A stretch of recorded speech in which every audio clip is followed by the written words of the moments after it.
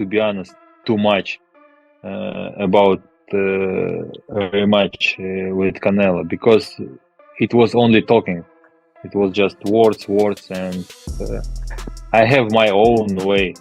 Of course, it's better to fight in my weight class. It's not enough just talking. We need to do some moves, and we know who should do some moves. It's not me, because I'm ready to. He don't have the punching power, but he has the skills that's necessary. Crawford. Yeah. So you were very impressed with this performance, would you say? Dmitry Bivol has finally reacted to Terence Crawford's stunning victory over Canelo Alvarez, adding more fuel to the rumors of a potential showdown between him and Crawford. As one of the few men who have handed Canelo a defeat, Bivol's name is now being mentioned more than ever. According to Bivol, Crawford fully deserved all the praise coming his way for what he accomplished. Shortly after the fight, Bivol took to social media to share his thoughts, writing, "It was a great fight between two legendary fighters, technique, skill, IQ, and power. Congratulations to Terence Crawford on a well-earned victory. You deserve this." Those words carried serious weight, especially coming from a man who convincingly beat Canelo not too long ago. Bivol knows firsthand what it takes to go 12 rounds with Alvarez, and just how tough it is to neutralize him. His respect for Crawford highlights the true magnitude of that win. Now, his reaction has reignited discussions about a potential Bivol versus Crawford fight. Fans are calling it the perfect next step, a clash between two fighters who share something extraordinary. Both managed to crack the Canelo code. Crawford did it at super middleweight, while Bivol accomplished it at light heavyweight. Bud next, since Bud's so strong. That's what I said. Why you talking about 54? None of them dudes gonna get you up. If you truly beat Canelo, why not be the greatest fighter in the existence of boxing? Like, Bivol was the only dude to beat two undisputed active champions. Like, he beat Canelo as an undisputed champion, and he beat Better Beef as an undisputed champion. Bivol, Many believe that a potential Crawford versus Bivol fight would be a completely different story compared to Crawford's bout with Canelo. Analysts like Chris Algieri have broken it down in detail, noting that Crawford's success against Canelo came partly because Canelo is more flat-footed and slower in movement. Bivol, however, presents an entirely different challenge. Bivol fights on his toes, constantly moving and jabbing with precision. He's mobile, smart with his footwork, and knows how to control distance in ways Canelo never could. Algieri even went as far as to say that a Crawford versus Bivol matchup might be a bad idea, emphasizing that Bivol doesn't move like a typical big man. He's quick, fluid, and possesses enough natural size and strength to make it a steep uphill climb for someone moving up all the way from welterweight. Still, not everyone agrees with Algieri's cautious view. Some analysts believe Crawford's timing, adaptability, and ring IQ could make it far more competitive than people expect. Crawford is amazing, not just good. He's amazing, and he said the same thing about you. Thank you, Terence. But I think he should be in the book for Really? Is that good? how to learn boxing. You know. Really? He's very. They argue that if Crawford could completely dismantle the defensive shell of Errol Spence, dominate David Avanzian, and handle prime versions of Sean Porter, then there's no reason to rule out a fight with Bivol. The counterpoint is simple: Crawford has never shied away from impossible challenges. Defeating Canelo was considered an almost unthinkable task, yet he made it look achievable. So why stop there? Testing himself against Bivol, a fighter many regard as one of the purest, most technically sound boxers in the world, would be another bold step in Crawford's legacy. For a man who thrives on defying expectations, a Bivol matchup might just be the ultimate test. You know, Canelo was really was trying, couldn't get to him. You know, he looked a bit frustrated. There are also growing questions about Crawford's willingness to take extreme risks. Chris Algieri noted that Crawford is too smart to enter a fight he doesn't believe he can win, suggesting that Bud carefully chooses his battles. This criticism gained momentum recently when Crawford turned down a fight with David Benavidez, claiming Benavidez was simply too big. Critics argue that if Crawford won't face Benavidez, it's hard to imagine him agreeing to fight Bivol, given that the physical disadvantages would be just as severe, if not worse. The implication is that Crawford is being strategic with his career moves. Some even believe Turki Alalshik, the man who orchestrated the mega fight with Canelo, might have shielded Crawford from a riskier matchup beforehand to secure the payday.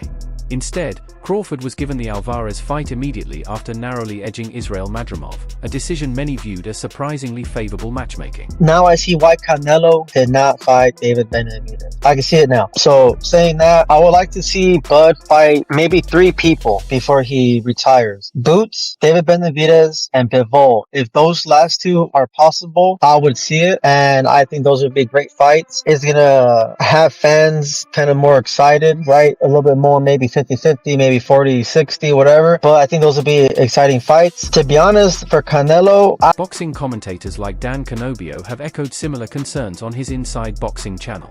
He explained, "People were tweeting at me, Bud Crawford versus Bivol at 168. No, bad idea. No, because Bivol doesn't move like a big guy. He's not slow-footed at all. He's in and out, he jabs non-stop, he's long, tall, and strong. No." In Canobio's view, Crawford benefited from fighting a Canelo who tends to plod forward, making him easier to time and counter. But against Bivol, there would be no such luxury. Crawford would be chasing shadows, up against a fighter who maintains perfect balance, constant movement, and sharp activity from the first round to the last. Still a need for Benavidez. Canelo, Turkey, John. People are talking about it. Turkey hinted at that. He was like Benavidez. Yeah, he Turkey, did. so. Turkey just posted that this morning, wondering if Benavidez can make 168.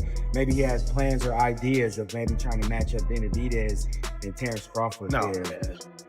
Ain't doing that fight. Maybe planning on vacating the belts. No, we ain't gonna vacate the belts. Then there's the perspective of Jose Benavidez Sr., the veteran trainer and father of David Benavidez, who has been one of the most outspoken critics of Crawford's chances at super middleweight. From his point of view, Crawford's win over Canelo doesn't carry the full weight that fans and analysts are giving it. He believes Canelo Alvarez is no longer the same fighter he once was in his prime, noting that years of grueling fights, intense training camps, and countless sparring sessions have inevitably worn him down. In his own words, Benavidez Sr. said, "David is too big for Terence Crawford. Crawford will be 38 years old, it won't be the same as Canelo. David is young, strong, and super big for Terence Crawford. With David, it's a different story." To Benavidez Sr., the version of Canelo that Crawford defeated simply isn't comparable to the challenge of facing a young, hungry, and physically imposing contender like David Benavidez at 168 pounds. Did you ever entertain a fight with David Benavidez?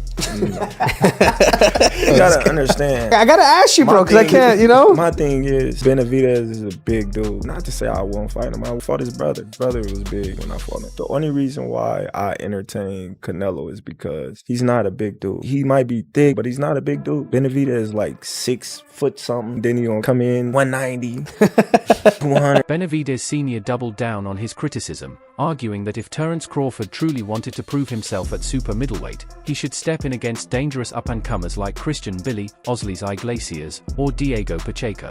While these names might not yet be mainstream attractions, those within boxing circles know them as high-volume, relentless fighters, men who are tough to outmaneuver and could easily expose Crawford's size disadvantage. The issue, according to Benavidez Sr., is that Crawford would never agree to those kinds of fights, not just because of the risk of losing, but also because they don't bring the same level of money or spotlight that a Canelo fight offers. In his eyes, Crawford is chasing legacy-defining paydays rather than testing himself against the next wave of hungry contenders. out here, Kamaru, Terence Crawford versus the Mexican monster, David Benavidez. I knew it was coming. He was the mandatory for Canelo. Oh Canelo. my God. Relax. What's up? The scariest guy in the division. He's not in the division. He said he could still make 168 pounds. Dude. The reason why he went up because nobody wants to fight him. That's a big dude. And to be honest, Terence Crawford's 37 years old. It's about merit. Could I get to the generation? He even compared the situation to Dmitry Bivol, who, despite convincingly defeating Canelo, didn't become a global superstar overnight. Benavidez Sr.'s point is that skill alone isn't enough to achieve superstardom. Canelo built his massive following over years of headlining pay-per-view events, while Crawford simply doesn't have that kind of built-in fan base. In his view, defeating Canelo won't automatically grant Crawford that same level of fame. I'm gonna do your pain right through it. I'm gonna fix your teeth. I'm gonna fix your teeth. Be ready. Be ready. Remember what I told you. Be ready. What you tell me? That you gonna get your ass beat, boy. Be ready. Focus on your fight. Be ready for the ass beat. And be ready for those free teeth. I'm gonna give you 2 more. Be ready. I'm gonna get all them burritos out you, boy. I'm gonna get all them burritos. This critique dovetails into how Crawford's fighting style is perceived. Against Canelo, Crawford boxed intelligently, landing clean shots and swiftly moving out of range. While effective, it wasn't the kind of performance that thrilled casual fans.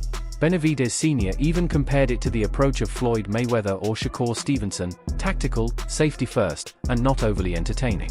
That style may win fights, but it doesn't build a massive following, especially come out because, you know what I mean, he's a great fighter. He's never been knocked out, but I could definitely say that I'd put a beating on him. I'd put hands on him worse than anybody's ever put hands on him. Right, and he's a legend. He's a legend, but I feel like in my own way, I'm a legend. You know what I mean? That's what I'm calling all the great fighters, and I'm showing it. I'm showing why I want to be a legend. So at the end of the day, I ain't scared of nobody. I'll fight anybody, whenever, whoever. All that said, the Crawford-Bivol conversation continues to gain traction because the matchup makes perfect sense from a sporting perspective. Both men are calm, calculated fighters who share the rare distinction of having defeated boxing's biggest star. The question now is whether Crawford, who carefully selects his opponents, would consider Bivol worth the risk. On one side, analysts like Chris Algieri and Pauli Malignaggi argue that it's a terrible idea, claiming Bivol's style, movement, and size make him nearly impossible for Crawford to overcome. On the other hand, fans and pundits insist that if Crawford truly wants to prove his greatness, there's no better opponent than Bivol. Like I said, right now, it's nip and tuck for him and Usyk for the greatest fighters of this generation. But if he go to 160 and he make a run there,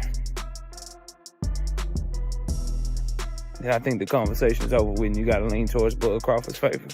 Right now, him and Usyk are neck and neck, but Usyk's run being more difficult because of it being a heavyweight and his amateur